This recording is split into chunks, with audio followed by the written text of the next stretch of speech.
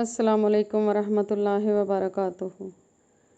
सैयदना करीमुन सल्लल्लाहु अलैहि वसल्लम, अल्लाह ताला आपके ईमान को सलामत रखे। आज का मौजू है अज़मत रसूल मकबूल सल्लल्लाहु अलैहि वसल्लम। जब सहाबा इकराम रसूल मकबूल सल्लल्लाहु अलैहि वसल्लम की बसीरत से बेहद मुतासर हुए तो उन्होंने आप सल्लल्लाहु अलैहि वसल्लम से सवाल किया कि आप अपनी अज़मत की बारे में कुछ इरशाद फरमाएं। तो आप सल्लल्लाहु अलैहि वसल्लम ने जवाबन इरशाद फरमाया कि मेरी अज़मत की हकीकत है जो हकीकत है उसको मैं खुद भी बयान नहीं कर सकता। आपने फरमाया, अल्लाह ताला ही जानते हैं कि मैं क्या हूँ। इंसान की इर्तिका शऊर के अंदर है। रसूल मकबूल सल्लल्लाहु अलैहि वसल्लम शऊरों के बादशाह हैं। हर शऊर अपने अंदर हदोहाल रखता है।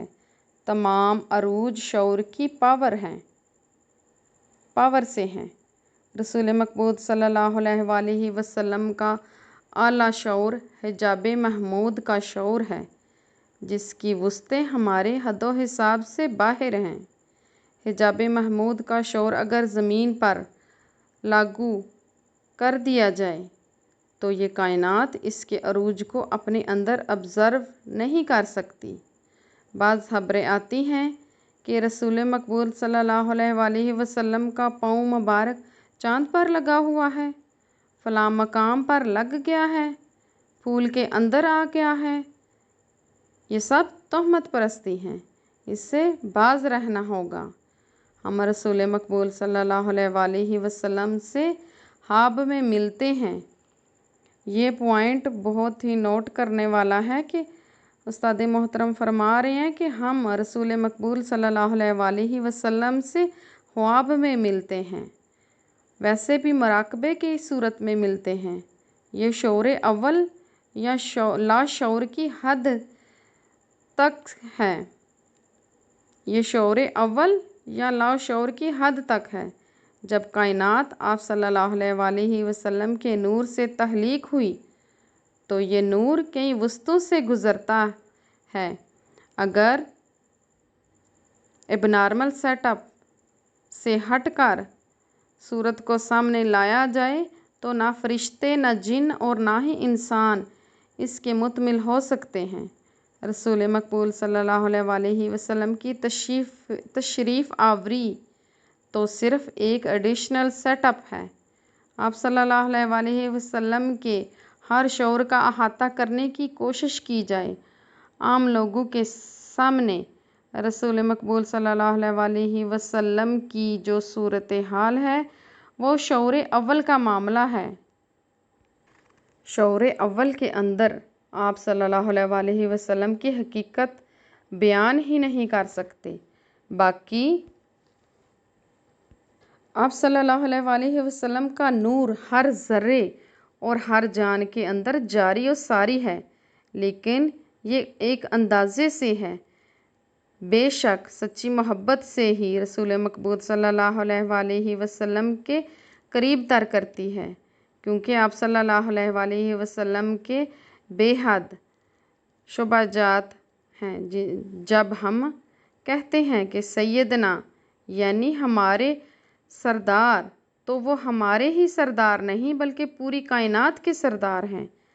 कायनात की वस्तु से वसत ये है कि कोई भी सुपर कंप्यूटर इसकी अकाउंटिंग यानी इसका हिसाब नहीं कर सकता और ना ही कर सकेगा, जिसके आप सल्लल्लाहु अलैहि वसल्लम सरदार हैं।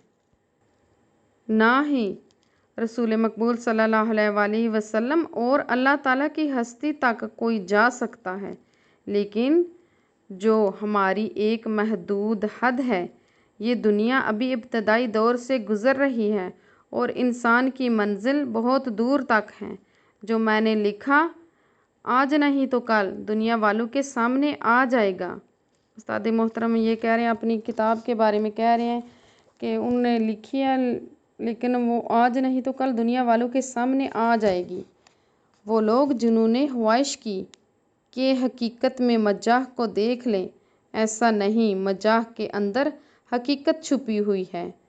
اب مزاح میں حقیقت کی تلاش کرو، ورنہ جب سجدے میں جاؤ گے تو یہی آواز آئے گی کہ تمہارا دل تو ہے صنم آشنا، تمہیں کیا ملے گا نماز میں۔ نماز کی حقیقت مزاح کے اندر چھپی ہوئی ہے۔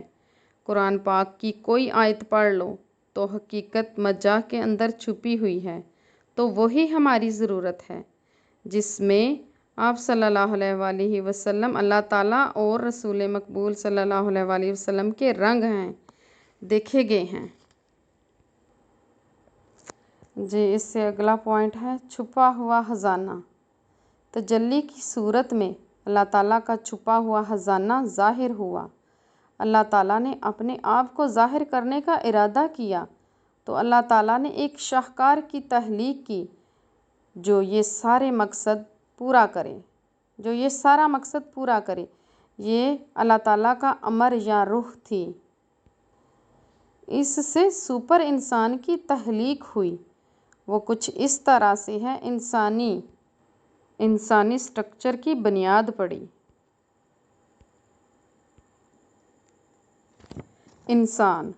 انسان کی معرفت ایک نقطے کے گرد گھومتی ہے۔ نقطہ اپنے اندر وسعت رکھتا ہے۔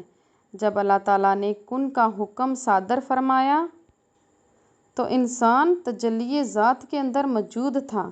اس نے بھی اپنے فنکشن کا آغاز کیا۔ تجلی ذات بھی ایک نقطہ ہے، لیکن اس کی وسعت لامحدود ہے۔ انسان بھی ایک نقطہ ہی ہوا جو کہ تجلی کے نقطے سے وابستہ رہتے ہوئے کام کرتا ہے۔ تجلی اور نقطہ بے شمار فورس رکھتا ہے۔ قرآن پاک اور رسول مقبول صلی اللہ علیہ وسلم کے ارشادات کا ریکارڈ یعنی حدیث شریف کا ریکارڈ ہمارے پاس موجود ہے جو ہماری رہنمائی کرتا ہے۔ ہمیں خیر اور شر کی قوت کو سمجھنا ہوگا، یہ لازم و ملزوم ہے۔ جب اللہ تعالیٰ کی معرفت حاصل ہوگی تو یہ ہو کر رہے گی۔